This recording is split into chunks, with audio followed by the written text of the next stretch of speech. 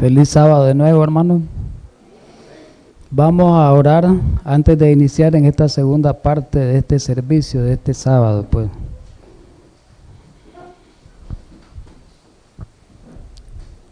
Querido y amante Padre Celestial, una vez más gracias por estar aquí de nuevo, atendiendo a tu palabra. En esta segunda parte permite que nuestros ojos del entendimiento puedan estar abiertos y pueda ser despertada nuestra conciencia por medio de tu palabra a través de tu Espíritu. Ayúdanos a levantarnos de nuestro estupor, de ese sueño espiritual que tenemos. Ayúdanos para que tu palabra nos reanime, nos vivifique y nos dé esa vida espiritual que tanto necesitamos y esa fortaleza. Ayúdanos pues a esta hora, ayúdanos para que atendamos tus consejos, ayúdanos para que seamos reverentes a esta hora que vamos al estudio. En Cristo Jesús. Amén.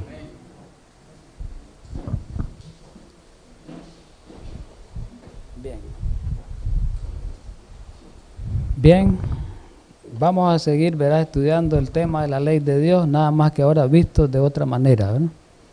Estudiábamos anteriormente, en el estudio anterior, el tema de la ley de Dios en el contexto de la escatología, ¿verdad?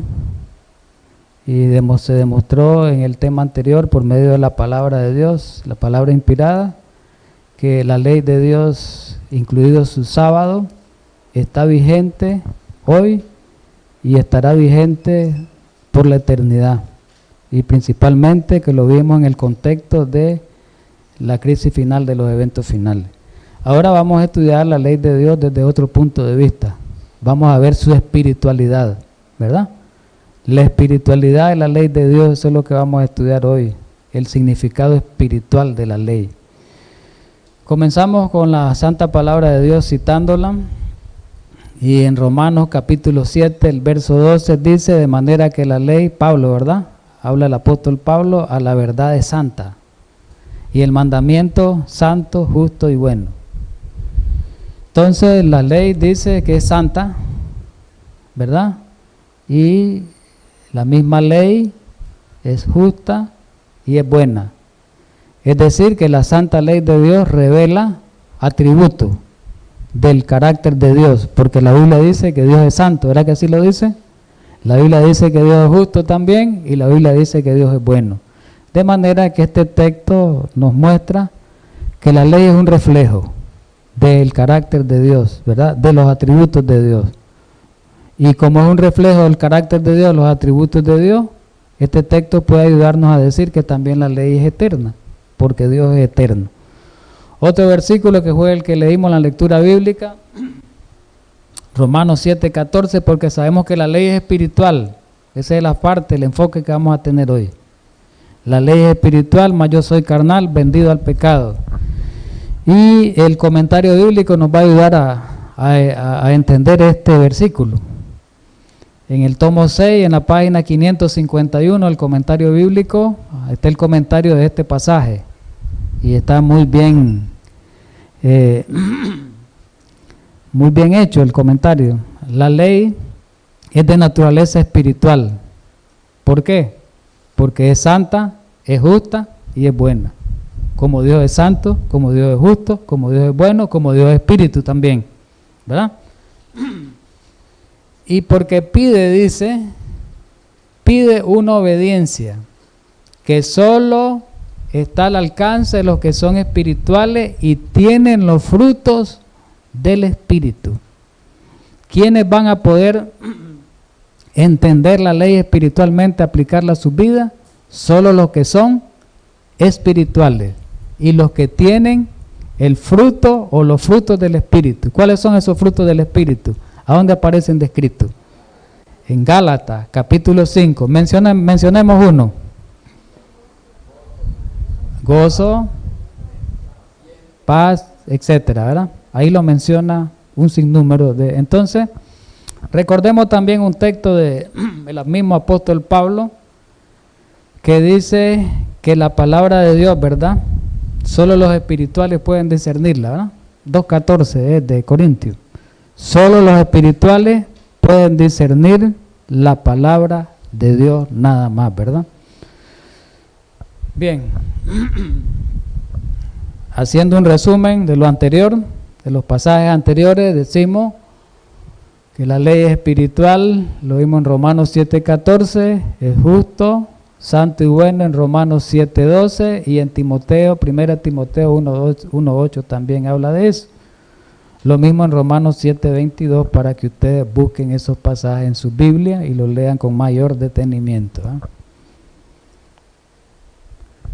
Hay otro dato importante, otro aspecto importante de la ley.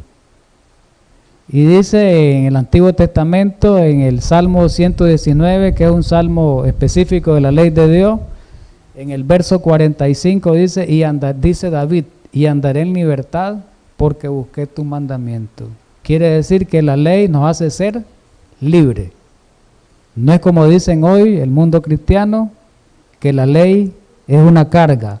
Bueno, los israelitas la tomaron como carga porque no supieron aplicar a sus vidas el significado espiritual de la ley. Pero la ley en sí no es una carga. El sábado en sí no es una carga. Pero si tomamos el sábado en su forma, si tomamos la ley en su forma, externamente nada más, sí lo vamos a ver como una carga. Pero si el sábado y la santa ley de Dios, los mandamientos de Dios, los entendemos internamente, espiritualmente, en su observancia, pues no va a ser una carga, no van a ser gravosos, dice la palabra de Dios, van a ser una delicia, dice la palabra inspirada. Santiago también dice, repite lo mismo que el salmista, el apóstol Santiago. Y en el versículo 25, el capítulo 1, ahí Santiago habla, muy importante la referencia que hace referente a la ley. Y dice, mas el que mira atentamente en la perfecta ley. ¿Cómo es la ley? Perfecta. Pero ¿qué más dice? La de la libertad, o sea, la ley de la libertad que hablaba el salmista. Y persevera en ella, dice, no siendo olvidadizo, sino hacedor de la obra. ¿Qué va a pasar con aquella persona que atienda atentamente, dice, la ley de Dios, que aplique a su vida la ley de Dios, que viva bajo los preceptos de la ley de Dios? Va a ser bienaventurado, va a ser bendecido, va a ser dichoso, ¿verdad? Comentario bíblico, ahí a la par tenemos en el tomo 7, ahí lo vemos, dice que la ley será un medio de libertad, comentando este pasaje, ¿verdad? Para los que buscan el reino de Dios. La ley es un medio de libertad, lejos de lo que se dice hoy en el mundo religioso, que la ley es una carga, es una maldición, porque a los adventistas nos dicen, ustedes están malditos porque están bajo la ley, ¿verdad que así nos dicen? Y nosotros no estamos malditos porque no estamos bajo la ley, ¿verdad? Dice que la ley será un medio de libertad solo para los que busquen el reino de Dios. Ella libera, esto es importante, ella libera únicamente ¿a quiénes? A los que por gracia de Dios, la gracia de Dios, la gracia salvadora, la gracia de Cristo, dice, convierte en un hábito de vida el reflejar el carácter de Cristo. Muy importante todo esto. Vamos al Sermón del Monte, un poquito. En el Sermón del Monte, dice que el Sermón del Monte y el Sinaí, el Sermón del Monte y el Sinaí contienen el mismo mensaje, porque Dios es el mismo, ayer, hoy y siempre, y Dios no cambia jamás, ¿verdad? Lo único que hizo Jesús en el Sermón del Monte, no abolió la ley como dicen los escritos 5:17 en adelante, sino que vino a completar esa ley, a llenarla, dice en su palabra original, llenarla. Lo que vino a hacer Jesús es a darle el verdadero carácter espiritual de la ley que los judíos no la habían entendido. Los judíos habían entendido la ley, los principios de la ley, como un mero formalismo, como algo externo, como algo que tomaba en cuenta solo los actos externos. Y en el Sermón del Monte, Jesús le dio la aplicación correcta de la ley, que no solamente eran los actos externos que valoraba la ley, sino los actos internos que tenían que ver con los pensamientos, que tenían que ver con las intenciones y que tenían que ver con las motivaciones. Eso ya hemos hecho estudios sobre eso, pero vamos a leer el 5:20 de Mateo. Porque os digo que si vuestra justicia no fuese mayor que la de los escribas y fariseos, esto es importante, y esto también, hermano, antes de leerlo, nosotros a veces vemos esto y lo aplicamos solo allá atrás a los fariseos. ¿Podemos caer los adventistas en un fariseísmo? Sí, podemos caer en un fariseísmo.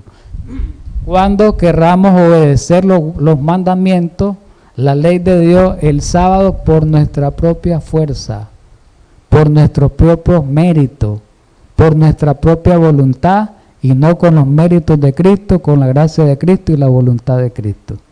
Podemos caer en ese formalismo igual que él.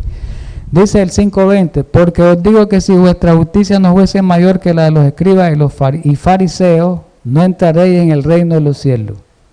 Quiere decir que si nosotros creemos en la ley, solamente que la ley toma en cuenta los actos externos, la forma, el ritualismo, nos podemos perder como ellos. Entonces tengamos mucho cuidado con la forma, con el formalismo, con la parte externa, con la observancia externa de estos principios grandes, ¿verdad? Isaías lo profetizó. Isaías profetizó lo que Cristo cumplió en el Sermón del Monte. Casi 7 siglos antes, al profeta Isaías se le había revelado que Cristo, cuando viniera a la tierra, iba a magnificar, iba a engrandecer la ley de Dios, ¿verdad? ¿Por qué él iba a magnificar y engrandecer? Porque no se le había dado su verdadero carácter. Los judíos durante 1500 años no le habían dado el verdadero carácter de la ley. Jehová se complació, dice, por amor de su justicia, en magnificar la ley y engrandecerla. Para eso murió Cristo, si no, no hubiera venido a morir, ¿verdad? No había necesidad de morir, ¿verdad? Si la ley hubiera sido anulada. Hay un resumen del Sermón del Monte, rapidito, así, de esa parte de la ley, con respecto al contexto de la ley. Ahí lo vemos, el 5:17, pueden leerlo, del 5:17 al 5:48, lo que habla ahí.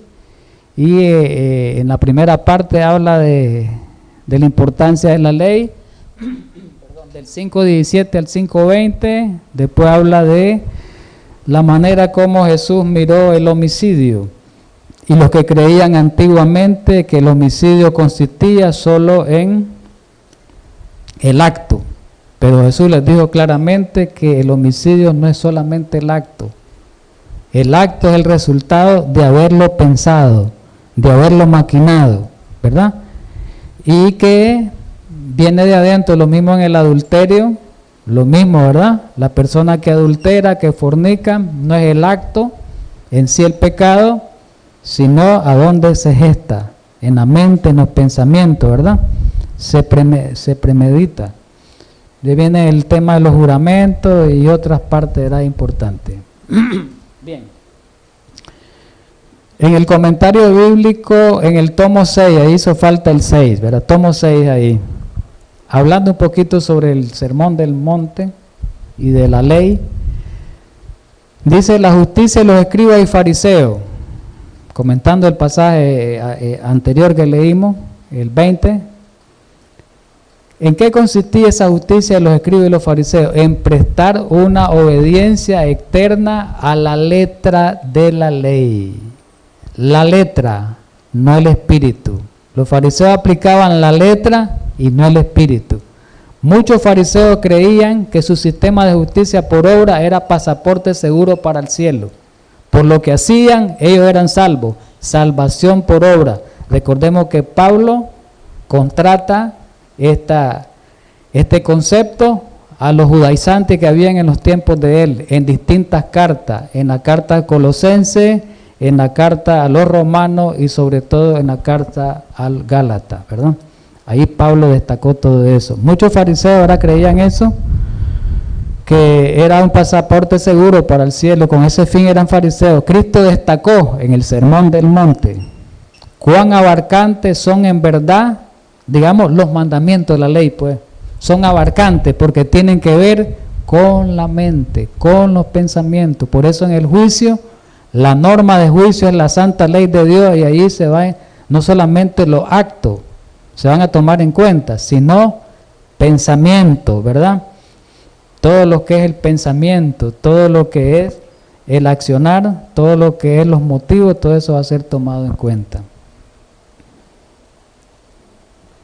Pero ahora vamos al significado espiritual de los 10 mandamientos, uno por uno, para verlo ampliamente, ¿verdad?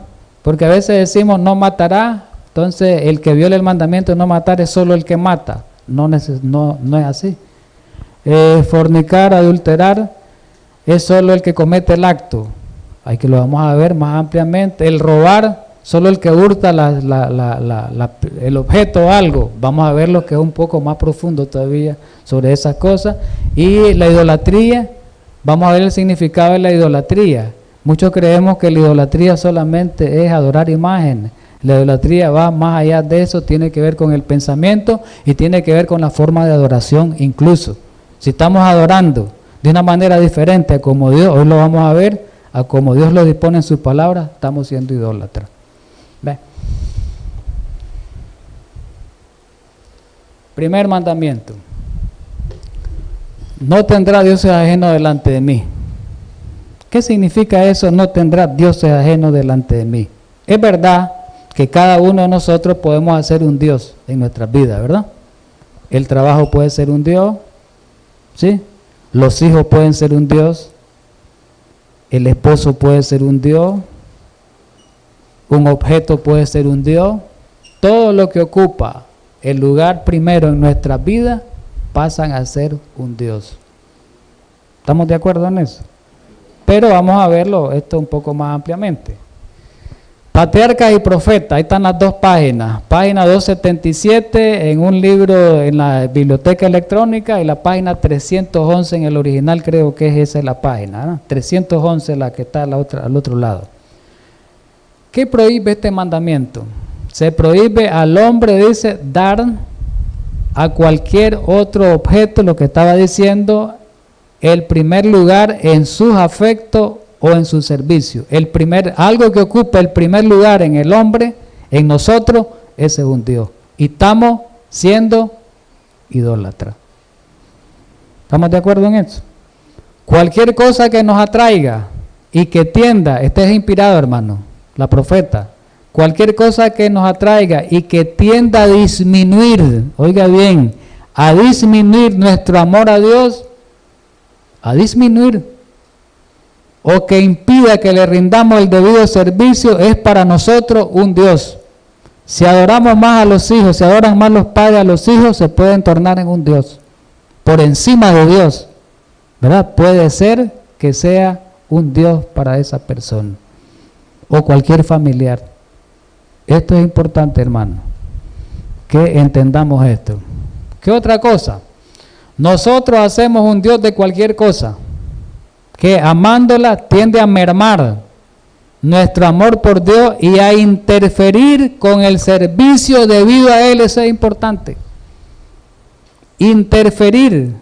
Si un familiar puede interferir en el amor en el amor a Dios. ¿Es así o no es así? Puede que un problema familiar me merme de estar en la iglesia. ¿Es así o no es así? Sea justificable o no sea justificable, Dios es el que lo va a evaluar. Miremoslo así, hermano. Preocupémonos que Dios es el primer lugar. Dios tiene que estar por encima de todo en nosotros, por encima del amor entre nosotros, porque dice que es el primer gran mandamiento. ¿Y el segundo cuál es? Amar a tu prójimo como a sí mismo.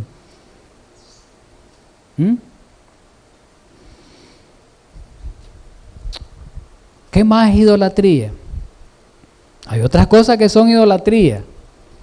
Depender de uno mismo es idolatría. El no aceptar al otro, el creer que uno es más que el otro, también somos idólatras, porque nos adoramos nosotros mismos. ¿Verdad? Y es una autosuficiencia, suficiencia propia. Cuando me creo más que el otro, ¿qué soy? Un idólatra. Soy un Dios para mí mismo, ¿sí o no? Soy un Dios para mí mismo. No solo los que están al lado mío y los objetos puedo hacerlo un Dios, sino que yo mismo puedo hacerme un Dios. Amándome a mí mismo por encima de Dios. Los idólatras son condenados por la palabra de Dios, dice. Su necedad consiste en confiar en sí mismo para obtener la salvación. ¿En qué más? En prosternarse ante las obras de sus propias manos. Dios clasifica como idólatra a los que confían en su propia sabiduría y en sus propias maquinaciones, que dependen para el éxito de su riqueza y poder, que se esfuerzan por fortalecerse mediante alianza con hombres, a quien el mundo llama grande. Oiga bien, eso estudiamos la semana pasada, las alianzas con los incrédulos, ¿se acuerdan? Eso estudiamos, que eso era parte del amor al mundo y que Dios condenaba eso. Pero que no logran discernir las exigencias ineludibles de la ley divina. Eso es en la Review and Herald del 15 de marzo de 1906. Muy importante eso. ¿Qué otra cosa puede ser idolatría? Alguien puede decir, por eso hay muchos hermanos de otra iglesia que dicen, cualquiera que me hable de Dios, yo lo acepto. Y a mí me gusta recibir la palabra de Dios porque todos hablan de Dios. Un momento. Todo el mundo, no todo el que me dice Señor, Señor entrará en el reino de los cielos. Por eso esa palabra es clara. Un momento. Yo recibo al testigo de Jehová, yo recibo al mormón, yo recibo al otro, yo recibo al otro, yo recibo al otro. Un momento. Si no estamos bien asentados en la verdad, podemos ser confundidos. Y al entrar en estado de confusión, hermano, al caer y aceptar un concepto falso de Dios, caemos en idolatría. Caemos en idolatría. Aquí lo dice, en la Review and Herald. Dice que somos adoradores de Jehová o de Baal. Jehová o Baal. ¿Quiénes son los nuevos Baales? Un sistema de adoración falso, un Dios falso, un Baal es un Dios falso. Un concepto falso de Dios, caemos en Baal, en adoración a un Dios equivocado. Aunque creemos que estemos adorando a Dios, pero lo estamos adorando equivocadamente. Eso es adorar a Baal, equivocadamente. Y creemos que estamos en lo correcto. Dice, pregunta, ¿del Dios viviente o de los ídolos? Quizá no haya santuarios externos visibles, pues, donde poner imágenes, ¿verdad? Quizá no haya imágenes para que se posen en ellas los ojos. Sin embargo, podemos estar practicando idolatría. ¿Y qué más dice? Es tan fácil hacer un ídolo de las ideas fomentadas o de los objetos, como dar forma a dioses de madera o de piedra. Nosotros, muchos, los del mundo protestante, nosotros como iglesia, muchos condenamos a los católicos, porque son idólatras con la imagen, pero nosotros caemos igual que ellos. Caemos en idolatría. La idolatría no solamente ese acto externo, que adoran la imagen. La idolatría, por eso estudiamos el Sermón del Monte, dice que la ley es abarcante. Y la ley tiene que ver con el pensamiento, va más allá de la acción. Y en el pensamiento gestamos una falsa adoración hacia un Dios, hacia Dios. Una falsa adoración hacia Dios. En el pensamiento, en mi mente, no necesito de una estatua, no necesito de una imagen, no necesito de una foto. ¿Verdad? Dice Miles, miles, oiga bien, miles tienen un falso concepto de Dios y de sus atributos. Miles, no es poca gente.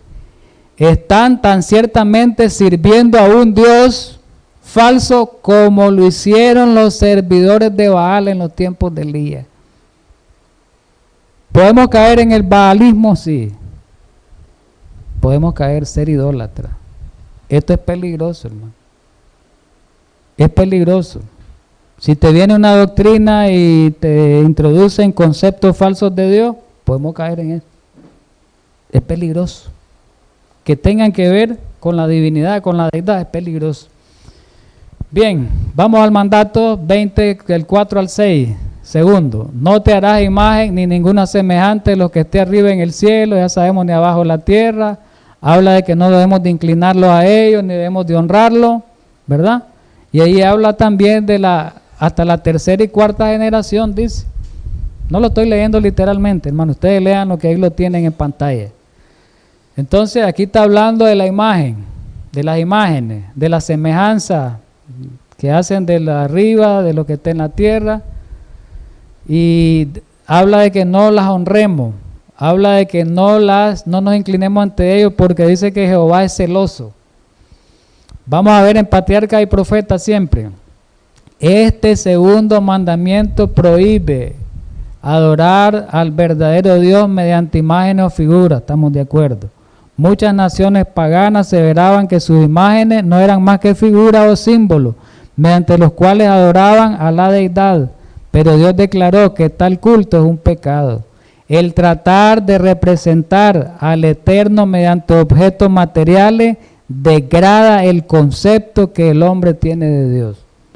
Hay hermanos de otra iglesia que dicen, es que nosotros tenemos imágenes porque es como una foto, dice. Yo tengo la foto de mi madre, está muerta y yo la digo recordando, dice. Entonces hacen esa comparación. Tengo la foto de mi hijo y yo lo vivo recordando. Entonces, no estoy adorando la foto, ¿verdad? Sino que estoy acordándome de mi hijo. Pero aquí lo dice claramente. No hacer imagen de nada. Dios no necesita imágenes para ser adorado. Por eso dice que Dios es espíritu. Y los que lo adoramos, lo debemos de adorar en espíritu y en verdad. Esos son los verdaderos adoradores de Dios. Lo dijo el mismo Jesús. La samaritana, el pasaje de la samaritana, ¿eh? Dice el mismo Patriarca y Profeta, la relación estrecha y sagrada de Dios con su pueblo se representa mediante el símbolo del matrimonio, puesto que la idolatría es un adulterio espiritual. Entonces quiere decir que si nosotros tenemos un falso concepto de Dios y si adoramos a Dios con representaciones figuradas, ¿qué es lo que va a pasar? Dice ahí, vamos a degradar, ¿verdad?, a Dios. Y dice que es idolatría y se considera como un adulterio espiritual. Se considera como una separación de nosotros con Dios, ¿verdad? Y hago misericordia por millares los que me aman y guardan mis mandamientos. El segundo mandamiento, al prohibir la adoración de falsos dioses, demanda que se adore al Dios verdadero. Y a los que son fieles en servir al Señor se les promete misericordia, no solo hasta la tercera y cuarta generación, sino hasta dónde dice, que es el tiempo que su ira amenaza a los que le odian, sino hasta la milésima generación, toda la descendencia, y somos fieles. No hay ni tercera ni cuarta, infinita. La genealogía de David, por ejemplo, miremosla. Cristo iba a venir de la genealogía de David, ¿verdad? Tuvieron que pasar 1000 años. Y durante ese 1000 años, ¿cuántas descendencias hubieron? Muchas descendencias. Y se preservó la genealogía, ¿verdad? La de Adán viene hasta Cristo. 4000 años de genealogía. Un montón de descendencia, ¿verdad? El mandamiento 3. No tomará el nombre de Jehová tu Dios en vano. ¿Qué significa eso? Muchos dicen, no juré en vano. Muchos creen, dicen que jurar en vano. Esto va más allá. Vamos a ver qué significa eso, ¿verdad? Porque no dará por inocente Jehová al que tomare su nombre en vano. Miremoslo siempre en patriarcas y profetas. Este mandamiento no solo prohíbe el jurar en falso y las blasfemias tan comunes, no solamente jurar en falso, sino también dice el uso del nombre de Dios de una manera frívola o descuidada. Parémonos ahí. Nosotros usamos, los cristianos y los no cristianos también, usamos el nombre de Dios como cualquier cosa. ¿Verdad? Vamos a un paseo. ¿Quién sabe dónde? Dios quiera que nos vaya con bien, que Dios quiera, hasta muchos oran para ir, rezan para ir a ese paseo. Y tal vez van a un lugar inadecuado. Por cualquier cosa que hagan y digan, mencionan el nombre de Dios. Ay, Dios mío, Diosito aquí, Diosito allá. Dice que eso es mencionar el nombre de Dios frívolamente. ¿Sabían ustedes que los israelitas no mencionaban el nombre de Dios? Porque ellos dicen que si lo mencionaban pecado. Las 4 letras, que traducido el Jehová, no lo mencionaban. ¿Sabe cuál mencionaban? Adonai, Señor. No le decían Jehová, Señor. Porque dice que profanaban ese nombre. Tenían respeto los israelitas a pesar de que ellos observaban la ley de una manera, digamos, no correcta. Ellos tenían, dice, un gran respeto por usar el nombre de Dios en sus pláticas. Nosotros en nuestras pláticas no tenemos respeto por usar el nombre de Dios, lo usamos de una manera común, como cualquier cosa. Hay que tener mucho cuidado en eso. Hay que usar el nombre de Dios cuando se deba usar y donde se deba usar. Ahí violamos el 3er mandamiento. Si usamos mal el nombre de Dios, estamos violando el 3er mandamiento. Vamos midiéndonos, hermanos. Midémonos cómo estamos. Dice que la ley de Dios nos mide. ¿Cómo estamos? Es un espejo para vernos, ¿sí o no? Y ahorita ustedes, cada uno de ustedes, yo me estoy viendo en este espejo. ¿Cuál es el problema que tengo? ¿Soy idólatra? Bueno, puede ser que sea idólatra y no me doy cuenta que soy idólatra. Puede ser de que esté violando este mandamiento ahorita el 3º y yo no me doy cuenta que estoy usando el nombre de Dios de manera inadecuada, ¿verdad? Dice ahí, siempre en el escrito, dice que lo usamos de una manera descuidada, como cualquier cosa, sin considerar su tremendo, mire la palabra, inspirado esto, sin considerar su tremendo significado. ¿Quiere decir que el nombre de Dios tiene un significado en nuestras vidas? Claro que sí. ¿Y qué más dice? Deshonramos a Dios, oiga bien, para que no lo sigamos haciendo si lo hacemos hasta hoy. ¿Cuándo deshonramos a Dios? Deshonramos a Dios cuando mencionamos su nombre en la conversación ordinaria, lo que le estaba diciendo. Así lo deshonramos. Cuando apelamos a Él por asuntos triviales, cuando le pedimos a Él por cosas insignificantes, por cosas que no son determinantes en nuestras vidas, estamos deshonrando a Dios. Ay, Dios mío, yo quiero un teléfono bueno, uno de los caros, de los buenos. Estamos deshonrando a Dios, ¿verdad? Porque, un ejemplo, pues estoy poniendo un ejemplo, cosas así que no van, digamos, son triviales, dice, son ordinarias. Cuando repetimos su nombre con frecuencia y sin reflexión, lo que he estado diciendo, lo repetimos con frecuencia, ay Señor, sí Señor, Dios quiera que... Está bien usar el nombre de Dios, pero en la forma adecuada, ¿verdad? Debemos de ver en la forma que lo vamos a usar, ¿verdad? Dice, santo y terrible es su nombre, el Salmo 111:9. Todos deben meditar en su majestad, su pureza y su santidad, para que el corazón comprenda, la mente nuestra, comprenda su exaltado carácter de Dios. Terminando. Y su santo nombre se pronuncie con respeto y solemnidad. Qué importante. Vamos al cuarto, que es el sábado, cuarto mandamiento. Todos entendemos, ¿verdad?, el mandamiento del sábado en cuanto a la letra, y ojalá pues que en cuanto al espíritu, a la parte espiritual, también nosotros guardemos el sábado. Ya eso hemos tenido muchos estudios acerca de la santidad del sábado. Solo vamos a recordar algunas cosas, algunas citas de lo que hemos tenido en estudios anteriores. Dice que hay que tener cuidado para no profanar el sábado. Isaías 56:2 es claro, ¿verdad? Bienaventurado el hombre que hace esto, que no profane el sábado. Es bienaventurado, quiere decir que hay una bendición para el hombre que guarda el sábado como debe, como dice la palabra de Dios, de acuerdo a Isaías 58, ¿verdad? Isaías 58, prácticamente ahí está concentrada la manera como debemos, sintetizada la manera como debemos guardar el sábado, ¿verdad? Isaías 58 es un sábado meramente espiritual, no es un sábado de forma espiritual, donde dice ahí de que tiene que ver que en ese día no andemos nuestros propios caminos, que en ese día no busquemos nuestra propia voluntad y que en ese día no hablemos nuestras palabras. Si en este día hablamos palabras que no van de acuerdo al mandamiento, violamos el sábado. Si en este día hacemos la voluntad nuestra y no la de Dios, violamos el sábado.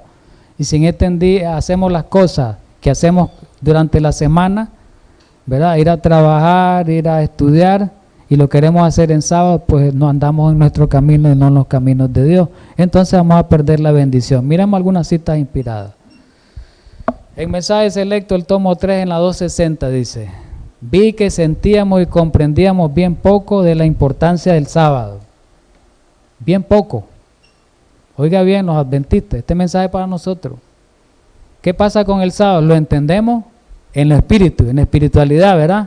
En la letra lo podemos entender, pero en la parte espiritual, mucho, la iglesia, la Odisea, tenemos bastante problema con respecto a la observancia del sábado. Y dice, aquí lo dice la profeta: vi que sentíamos y comprendíamos bien poco la importancia del sábado en comparación con lo que aún debemos comprender y saber de su importancia y gloria. Vi que no sabíamos aún lo que era cabalgar sobre, que es el versículo 14, cabalgar sobre lo alto de la tierra y ser sustentado con la heredad de Jacob. Cuando, sin embargo, venga el refrigerio y la lluvia tardía por la presencia del Señor y la gloria de su poder, sabremos lo que es ser sustentado con la herencia de Jacob y cabalgar sobre los altos de la tierra. Entonces, ¿qué va a pasar? Veremos más de la importancia y la gloria del sábado. ¿Cuándo dice ahí? El contexto, en el tiempo del refrigerio. ¿Cuándo en el tiempo del refrigerio? Lluvia tardía. Ahí donde nos vamos a dar cuenta, la Odisea, lo que vayamos ahí, el verdadero significado del sábado. Hoy muchos no entendemos la parte espiritual del sábado, que va más allá de la letra, de la forma y de los actos externos. Muchos creemos que con dejar de trabajar ya, dejar de comprar y vender, ya guardamos el sábado. Pero ¿dónde están mis pensamientos? Que vamos a ver ahí. ¿Cómo están mis palabras en sábado? Todos esos actos podemos violentar el sábado de una forma descuidada. El sábado tiene un carácter mucho más sagrado, adventistas, nosotros adventistas, que el que le atribuyen muchos de los que profesan observarlo. A nosotros este mensaje. El Señor ha sido grandemente como deshonrado por aquellos que no han guardado el sábado de acuerdo con el mandamiento. Tenemos que guardarlo de dos formas, en la letra y en el espíritu. En las dos, en la letra y en el espíritu. Él pide ¿qué? Una reforma. ¿Qué pide una reforma? Del sábado. Si no guardamos el sábado bien, tenemos un problema serio, ¿verdad? Y nos vamos a perder. Debemos cuidar celosamente con la ayuda y el poder de Dios, ¿verdad? Sabemos que vamos a guardar el sábado con el poder de lo alto. No guardar el sábado porque el sábado me va a salvar, sino que con el poder de Dios tengo que obedecer, guardar ese mandamiento con la gracia de Cristo para poder observar ese día de reposo, no con nuestros propios méritos. Debemos cuidar celosamente las extremidades del sábado, celosamente. ¿Cuáles son las extremidades del sábado? La entrada y la salida del sábado. Ahí hemos sido descuidados los adventistas. A veces andamos ya en mero sábado, no estamos reunidos, andamos por un lado ahí, estamos viajando, o todavía están algunas personas en quehaceres y no estamos cuidando celosamente, dice, las extremidades del sábado. Recordemos que cada momento es tiempo santo y consagrado. ¿Cuánto tiempo tiene el sábado? 24 horas, igual que los otros días, ¿no? Si perdemos un minuto del sábado, ¿qué pasa? Le estamos robando tiempo a Dios, ¿sí o no? No hay que perder un minuto del sábado, tanto en la entrada como en la salida y en el transcurso del día, de las 24 horas. Hay otra hora que debe recibir atención el día de preparación, que es el viernes, el sexto día. En ese día, para entrar al sábado, ¿qué es lo que tiene que deponerse? Dice, deben de ponerse a un lado todas las divergencias entre hermanos. Si hay problemas con la familia, el esposo, la esposa, los hijos, con algún hermano de iglesia, pues hay que arreglar ese problema para que no vayamos en el sábado de una manera, dice, con un espíritu de amargura, de ira y malicia, dice, porque no vamos a ser bendecidos por Dios. Porque ¿cómo vamos a ser bendecidos por Dios si nos venimos a encontrar con Él con una forma indispuesta, con un mal temperamento, con una manera odiativa? ¿Cómo vamos a encontrarnos con el Señor de esa manera? No podemos, tenemos que sacar todo eso de nosotros, de nuestro ser, antes del día sábado. Todo eso lo hemos dicho anteriormente, solo estamos mencionando un repasito, ¿verdad? Y aquí dice, los que durante el sábado hablan de negocio o hacen proyectos, son considerados por Dios como si realmente realizaran las transacciones comerciales. Así que si en sábado usted está hablando de su negocio, está violando el sábado. Porque Isaías 58 dice, ni hablando tus propias palabras. Si usted habla de clase, de escuela, de negocio, de otra cosa, violamos el mandamiento, hermano. Tengamos mucho, mucho cuidado, ¿verdad? Esa es la parte espiritual, ¿verdad? Ni siquiera dicen para santificar el sábado. No debiéramos siquiera permitir que nuestros pensamientos se detengan en cosas de carácter mundanal. No, sábado es para Dios. Santo para Dios, 24 horas para el Señor.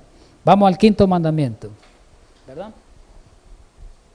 Y el quinto mandamiento, honra a tu padre y a tu madre, a los dos, no a uno. ¿Para qué? Para que tus días se alarguen en la tierra que Jehová tu Dios te da. Este mensaje para nosotros tiene tanta validez como lo tuvo en el antiguo Israel, para nosotros también. ¿Es válido este mandato? Claro que sí, ¿verdad? Y en Deuteronomio también lo repite. En Deuteronomio 5:16 lo repite, ¿verdad? Para que nos vaya bien en esta vida, para que nos vaya bien en la vida futura también. En la Canaán celestial, eso era para la Canaán terrenal, ahora con mucho más razón en la Canaán celestial. Sea en el Antiguo Testamento, y si no creen mucho, como muchos no creen en el Antiguo Testamento, pues en el Nuevo también está el mandato, ¿verdad? Y ahí aplica aún más a los hijos. El verso 2 dice, honra a tu padre y a tu madre, que es el primer mandamiento, dice, con promesa, para que te vaya bien y sea largo de vida sobre la tierra. Quiere decir que el que no honra a su padre y a su madre como debe ser, de acuerdo al mandamiento, ¿cómo le va a ir a ese hijo? Mal. Mal. Y vamos a ver qué es honrar al padre y madre. Vamos a verlo. Y si no lo hacemos como dice ahí, hermano, pues quiere decir que no estamos honrando a nuestros padres. Y al no honrar a nuestros padres no honramos a Dios, violamos el mandamiento. ¿Cómo es honrar a nuestros padres? Vamos a verlo. Este quinto mandamiento sostiene que se debe a los padres, dice, mayor grado de amor y respeto que a ninguna otra persona. Oiga bien, Dios mismo, que les impuso la responsabilidad de guiar las almas puestas bajo su cuidado, ordenó que durante los primeros años de la vida, entendamos bien esta cita, los padres estén en el lugar de Dios respecto a sus hijos. Lógico que ya casados ya no, pues, ya no van a estar en su... Pero siempre hay que honrarlo. Pero miremos bien el contexto. Miremos bien el contexto. Durante los primeros años de la vida, los padres estén en el lugar de Dios. Son un Dios para sus hijos. Que se sometan plena y totalmente a los padres. Si el hijo no se somete a los padres, ¿verdad? Que el padre obra de acuerdo a la autoridad divina, ¿verdad? De acuerdo a las leyes divinas, si obra el padre, si no se somete, ¿qué pasa? Dice que viola el mandamiento. El que desecha la legítima autoridad de sus padres, desecha la autoridad de Dios. Porque puede ocurrir una situación así con respecto a este mandamiento. Si hay un padre incrédulo, apliquemos esto para aclarar, y hay una persona, un hijo que está buscando los caminos de Dios, y cree en el mensaje verdadero de Dios, está en esta iglesia y cree en ello y el padre está haciendo obstáculo, ahí sí el hijo, ahí se va a cumplir el mandamiento, Dios por encima de su padre. ¿Verdad que así es? Ahí sí la autoridad del padre, en ese contexto religioso, queda a un lado y es la de Dios la que vale. ¿Estamos de acuerdo? El que desecha la legítima autoridad, porque alguien puede decir, pues tengo que obedecer a mis padres y la religión de mis padres tengo que obedecerla porque a ellos tengo que someterme. No está diciendo eso. Porque hay personas que dicen, no, yo tengo que morir en la religión que me enseñaron mis padres. Y sus padres estaban equivocados, iban a morir equivocadamente. Entonces hay que entender bien la cita, en qué contexto está siendo dada, ¿no? El quinto mandamiento no solamente requiere que los hijos sean respetuosos, esto es importante, sumiso y obediente a sus padres, porque pues quererlo a los padres, no solamente es eso, quererlo, hay algo más, sino que también los amen, sean tiernos con ellos y que alivien sus cuidados. Hay hijos que no ayudan a los padres en su vejez económicamente ni ayudarlos. El mandato dice que sí. El que no hace eso violenta el mandato. Aunque tenga la responsabilidad de su esposa, de su hogar, tiene que tener con los padres una parte que hacer. Si no, estamos violentando el mandamiento. Tiene que dar el cuidado, el deber a su esposa y a su hijo, porque es un mandato también. Un mandato también, pero también el otro mandato. Eso lo hemos estudiado, hermano. ¿Qué más dice? Que escuden su reputación. Si alguien habla de su padre, ¿verdad? Esta persona tiene que cuidar esa reputación de los padres, si los padres han sido unos padres. Y que los ayuden y consuelen en su vejez. Ahí está, miren, hermano. No que los mandan a los asilos de ancianos. O los mandan para otro lado. O le quitan la herencia. Y los dejan sin nada. Desprotegidos. Eso no es, hermano. Desprotegido. ¿Es así o no es así? Se mira eso, hermano. No solo en el mundo, en la iglesia también se puede dar esto. ¿Verdad? Vamos al no matarás, pues.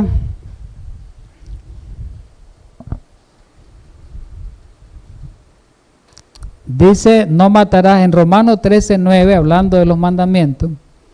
Ahí menciona, ¿verdad? Hace mención el apóstol Pablo de varios mandamientos en el contexto del segundo mandato, gran mandato de los principios de amor de la ley de Dios. Y ahí menciona el no matarás también en el Nuevo Testamento, para indicar que en el Nuevo Testamento es válido también el mandato, porque aquí está en el Antiguo, pero en el Nuevo Testamento ustedes saben que hoy matar es malo, es pecado. Por eso no podemos decir que la ley de Dios fue abolida, porque si la ley de Dios fue abolida, entonces podemos matar.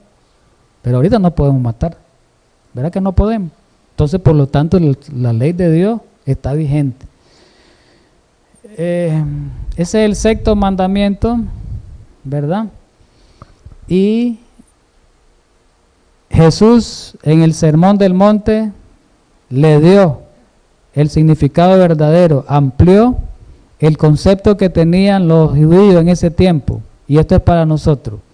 Oíste que fue dicho a los antiguos, dice, no matarás, y cualquiera que matare será culpable de juicio. Pero yo os digo, ahora Jesús dice, eso decía antiguamente, era en el Antiguo Testamento, que cualquiera que se enoje contra su hermano será culpable de juicio, y cualquiera que diga necio o fatuo, dice, bueno, necio, a su hermano será culpable ante el concilio, y cualquiera que le diga fatuo quedará expuesto al infierno de fuego. ¿Qué quiso decir Jesús con esto? Que matar no es cometer el acto de homicidio. Matar no es solamente eso. Ese es el resultado, esa acción es el resultado de algo que sale de adentro. ¿Y qué dice? El odio, el enojo, vamos a ver un versículo, es un homicidio. O sea, en otras palabras, cualquiera que se enoje o que tenga odio contra una persona, esa persona es homicida y violamos el mandamiento. O sea, no necesitamos matar para ser homicida. No necesitamos matar. Mira que cuán abarcante es la ley de Dios. Dicen, es un asesino, un homicida. Somos asesinos y homicidas cuando odiamos a alguien. No hemos ejecutado la acción porque no nos ha dado oportunidad de hacerlo, o por las autoridades, o por miedo a las consecuencias. Por eso no lo hemos hecho si no lo hiciéramos. ¿Es así o no es así?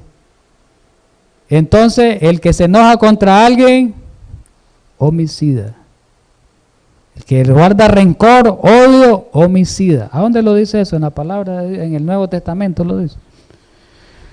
Primera de Juan 3, 14 y 15, en la Nueva Versión Internacional. Nosotros sabemos que hemos pasado de la muerte a la vida porque amamos a nuestros hermanos. El que no ama permanece en muerte, dice. Vamos al versículo 15, esto es importante. Todo el que odia a su hermano, ¿qué cosa es? Un asesino. Y el asesino es el que no va a tener parte en la vida eterna. Todo el que odia a su hermano, ¿qué cosa es? Y ahí la versión nueva internacional dice la palabra clara, un asesino.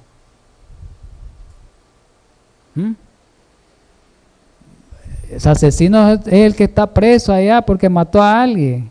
Y lo vemos con una manera degradante, de que es asesino. Y no nos vemos nosotros, que podemos ser asesinos, si estoy odiando a alguien. ¿Verdad que la ley es abarcante, los principios de la ley divina? Desgraciadamente los judíos no lo entendieron, por eso mataron a Jesús también. Mira hasta dónde nos lleva.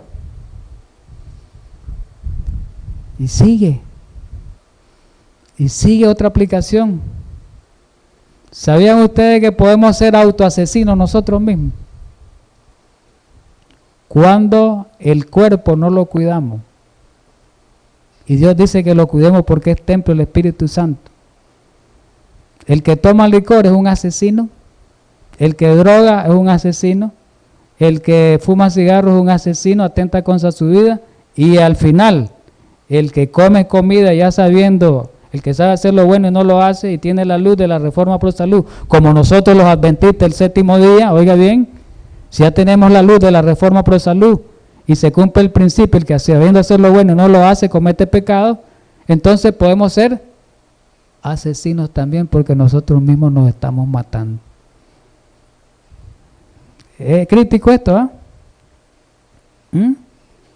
Y decimos el asesino es el que está preso. Si como cerdo soy un asesino, porque yo sé que eso es malo para mi salud. Si me bebo una Coca-Cola yo soy un asesino, porque me está perjudicando la salud. ¿Verdad? El ácido fosfórico me está destruyendo los huesos. El benzoato de sodio me está destruyendo el riñón. El azúcar, alto contenido de azúcar, me está destruyendo el organismo. ¿Es así o no es así? Ahí lo dice Corintios, 1 Corintios 3, 16 y 17. Mira hasta dónde vamos. Miren hasta dónde vamos. Aquí viene otra aplicación, patriarca y profeta. Todo acto de injusticia que contribuya a abreviar la vida, oiga bien, el espíritu de odio y de venganza o el abrigar cualquier pasión que se traduzca en hechos perjudiciales para nuestros semejantes o que nos lleve siquiera a desearles el mal, ahí está. Si deseamos el mal al otro, ¿qué estamos haciendo? Un homicida. Quiero la muerte de aquel. ¿Es así o no es así? Patriarca y profeta, hermano. Hoy nos estamos viendo en el espejo, ¿qué problema tengo yo? Ahí yo no sé cuántos problemas tengo ahí. Tenemos que vernos bien. Ahí estamos.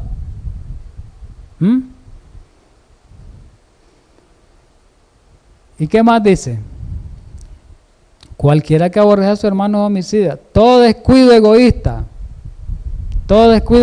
que nos haga olvidar a los menesterosos y dolientes, toda satisfacción del apetito o privación innecesaria o labor excesiva, aquí viene, que tienda a perjudicar la salud, todas estas cosas son en mayor o menor grado violaciones del sexto mandamiento. El que trabaja excesivamente es un asesino.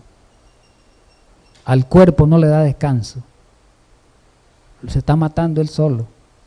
Es homicida, ¿verdad que es homicida? El que trabaja excesivamente es homicida. Mira hasta dónde llega el mandamiento. No cometerás adulterio, 7º mandamiento. Antiguo Testamento. Jesús dijo en el Sermón del Monte, miremos qué catalogó Jesús como adulterio. Oíste que fue dicho, no cometerás adulterio. ¿Qué dijo Jesús? Pero yo os digo que cualquiera que mira a una mujer para codiciarla, ¿qué pasó? Ya adulteró con ella en su mente, su corazón. Es adúltero, es adúltera ella, es adúltero, porque cometió el acto. Podemos ser adúlteros y fornicarios aunque no cometamos el acto, lo andamos en la mente. Si la mujer codicia a un varón o el varón codicia a una mujer, es adúltero. ¿Es así o no es así? Solo que presenta la oportunidad, porque no se presenta la oportunidad no lo hace, pero si se le presenta lo hace. ¿Verdad que es así? Ahí vamos a ver lo que dice el consejo inspirado. Este mandamiento no solo prohíbe las acciones impuras, sino también los pensamientos y los deseos sensuales, concupiscencia, lascivia. Este mandato evalúa la concupiscencia y la lascivia, ahí va adentro. Y toda práctica que tienda a excitarlo. Exige pureza no solamente en la vida exterior, sino también en las intenciones secretas y en las emociones del corazón. Cristo, al enseñar cuán abarcante es la obligación de guardar la ley de Dios, declaró que los malos pensamientos y las miradas, oiga bien, miradas concupiscentes, ¿verdad que hay miradas concupiscentes? ¿Ah? Una mirada concupiscente, aquella mirada con deseo que mira, con aquel deseo, aquella codicia, ¿verdad que esa es una mirada concupiscente? Dice, son tan ciertamente pecados como el acto. O sea, no solo la mente, sino la mirada, porque claro, la mirada refleja lo que está dentro, ¿no? ¿Verdad? Pecado. Jesús lo dijo, es bíblico esto, lo que pasa es que aquí lo está ampliando el consejo inspirado, pero Jesús lo dijo. Lo que dijo Jesús es esto, nada más que ampliado en palabras, ¿verdad? Es lo mismo. Pero aquí viene algo más allá todavía de eso.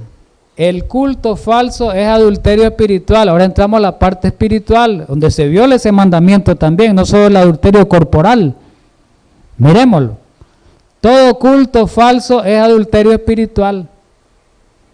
El segundo precepto que prohíbe el culto falso es también una orden de adorar a Dios y servirle solo a Él. El Señor es un Dios celoso, ¿ves? Y dice que Él detesta la idolatría. Vamos a no hurtarás. Eso lo dijimos bastante en el segundo mandamiento que estaba ligado.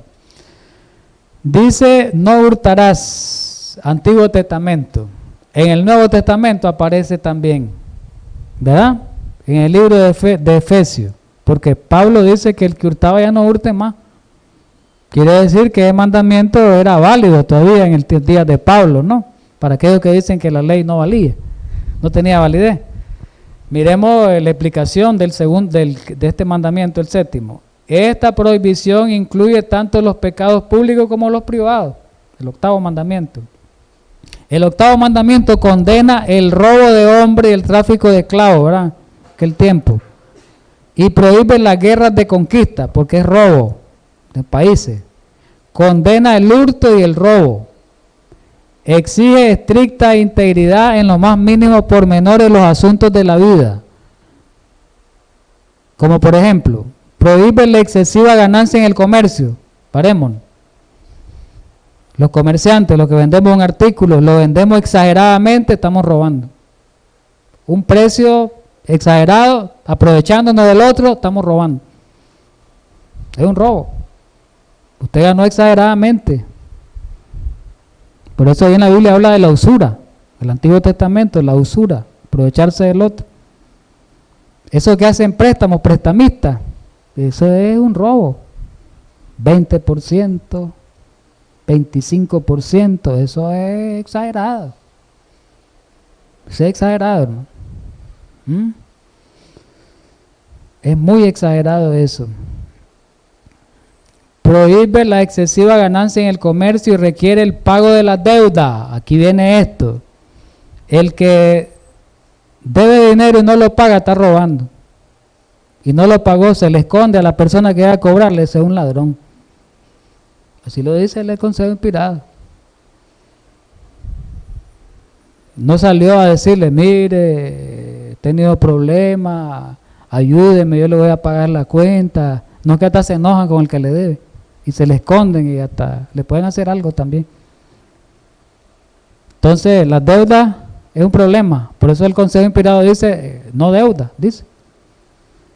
Y los salarios justos. Si alguno de nosotros, los adventistas, tiene algún trabajador, alguien que tiene que pagarle justamente, es más, todavía más. Justamente tiene que pagarle. No tiene que aprovecharse porque le haga algún trabajo a uno. Implica, dice, toda tentativa de sacar provecho de la ignorancia, debilidad o desgracia de los demás, aprovecharse. Este anda, como la palabra de los mundanos dice, este anda muerto de hambre, voy a darle esto, con esos pecados ante Dios. Porque así nos aprovechamos, el mundano se puede aprovechar, como anda con hambre, dice, ahí le voy a dar esto. No, hermano, nosotros como cristianos no podemos hacer eso. Dice que ese es un fraude en los registros del cielo, ahí lo dice, patriarca y profeta. Miremos esto pues, vamos al 9. No hablarás contra tu prójimo falso testimonio. No es la mentira, el falso testimonio. Y en el Nuevo Testamento sale, claro que también ahí sale marcado el mandamiento, ¿verdad? En Efesios 4:25 ahí aparece, Primera de Pedro 2:1 dice que hay que desechar todo engaño. Y en Efesios dice que desechemos la mentira, ¿verdad? Y en el Antiguo Testamento pues habla el mandato. Quiere decir que era válido en los días de Pablo y es válido para nosotros en este tiempo, para aquellos que aseguran que la ley no era válida en los días de Pablo y que no es válida hoy, y lo dice claramente. Bien, la mentira acerca de cualquier asunto, oiga bien, vamos a ver cómo mentimos. A veces no es necesario hablar y mentir. Sin hablar podemos mentir. Todo intento o propósito de engañar a nuestro prójimo está incluido en este mandamiento. La falsedad consiste en la intención de engañar. ¿Cómo podemos engañar? Oigamos bien, ahí está en rojo. ¿Cómo podemos engañar? Mediante una mirada. ¿Verdad que podemos engañar mediante una mirada? Cuando dice alguien, queda viendo y aquella mirada toda sospechosa, o le hace los ojitos ahí, es un engaño. ¿Verdad que hay engaño? Mediante una mirada, mediante un ademán, o le cierra el ojo, o le hace así, o le hace, ya engañamos.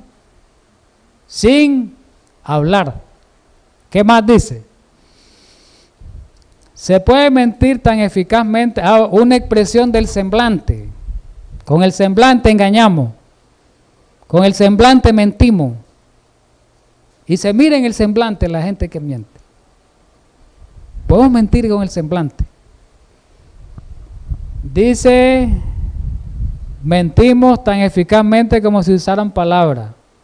Toda exageración intencionada es mentira, pero que sea intencionada. Sucedió un hecho, algo, hay personas que tal vez una persona dijo una cosa y la otra persona le aumenta. Entonces, y lo hace intencionalmente, esa persona pecó. Mintió. Dijo el mismo hecho, pero le agregó, pero intencionalmente, sí, ¿verdad? Si esa persona da un relato y no es intencionalmente, pues ante el cielo no es condenado. Toda insinuación o palabra indirecta dicha con el fin de producir un concepto erróneo exagerado, exagerar las cosas, hasta la exposición de los hechos de manera que den una idea equivocada, todo eso es mentir. Este precepto prohíbe todo intento de dañar la reputación de nuestro semejante por medio de tergiversaciones o suposiciones malintencionadas. Ahí está. ¿Mediante qué? Calumnia, chisme. ¿Es malo el chisme? Sí, calumnia. Y hasta la supresión intencional de la verdad hecha con el fin de perjudicar a otro. Es una violación del 9º mandamiento. Vamos al 10º pues. Vamos, seguimos. Todavía hay una parte más. Hablar con liviandad puede ser un falso testimonio. Liviandad.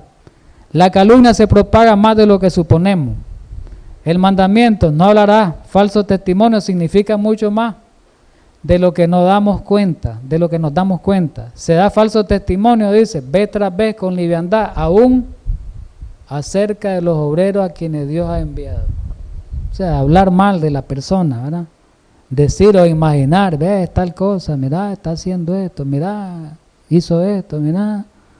Y eso dice que va a cosechar, dice, va a germinar y va a producir una cosecha mala. Y va a divulgarse y se va a diseminar ese mal por todo. Dice que todo eso es violar ese mandamiento. Vamos al último. No codiciarás la casa de tu prójimo, la mujer de tu prójimo, ni su siervo, ni su criada, ni su buey, ni su asno, o cosa alguna de tu prójimo. No codiciarla, dice. El 10º mandamiento ataca la raíz misma de todos los pecados. O sea que el 10º mandamiento involucra todos los mandamientos, está involucrado. Ahí están todos los mandamientos. Al que prohíbe el deseo egoísta del cual nace el acto pecaminoso. Satanás, ¿qué ocurrió allá en el cielo? Fue egoísta, ¿no? Y de ahí vinieron todos los pecados de Satanás, idolatría, egoísta. Fue la raíz, el egoísmo. Dice que el que obedeciendo a la ley de Dios se abstiene de abrigar hasta el deseo pecaminoso de poseer a lo que pertenece a otro. Desearlo, envidiarlo, dice. ¿Ve? Envidiarlo. Se me olvidó algo del mandato para seguir adelante.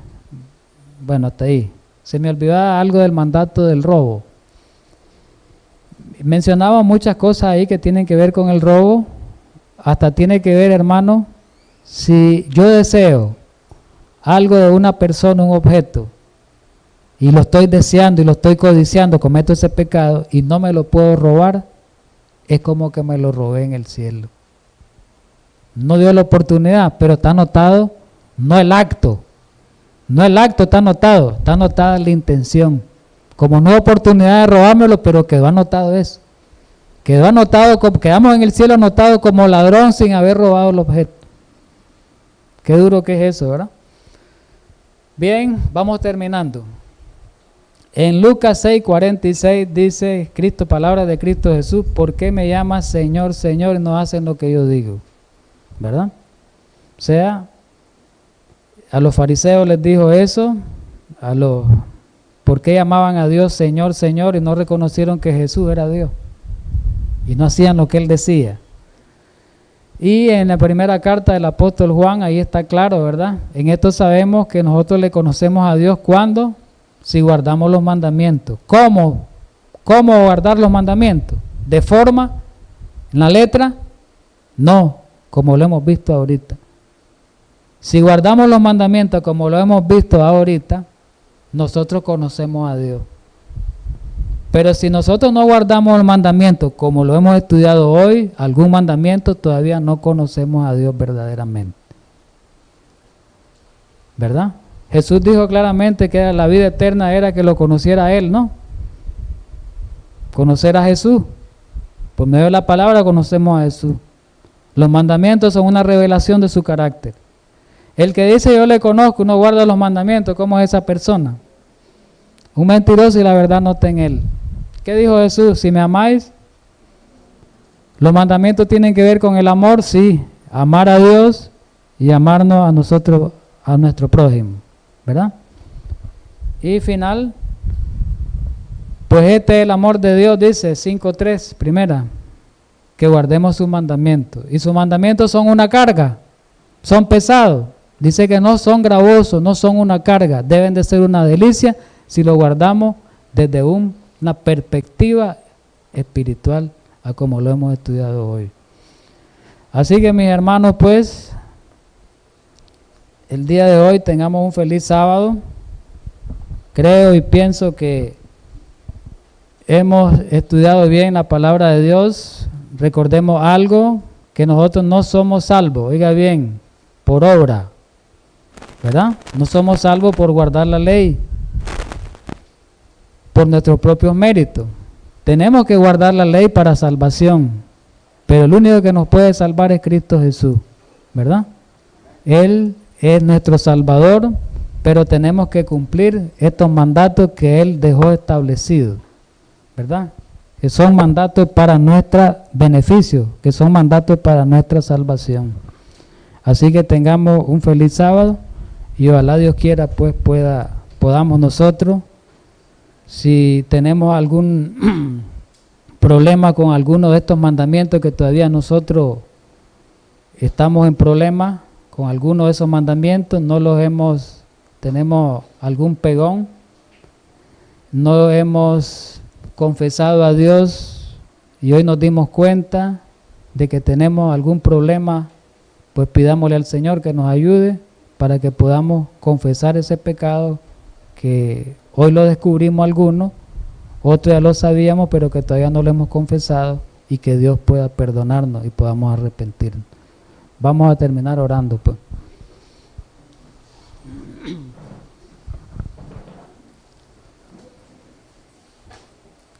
Eterno buen Dios y Padre Santo, gracias en esta mañana por haber estudiado tu santa palabra, por animarnos, Señor, a que obedezcamos tu ley, no con nuestros propios méritos, sino con los méritos de nuestro Cordero, Cristo Jesús, que fue inmolado desde el principio, de antes de la fundación.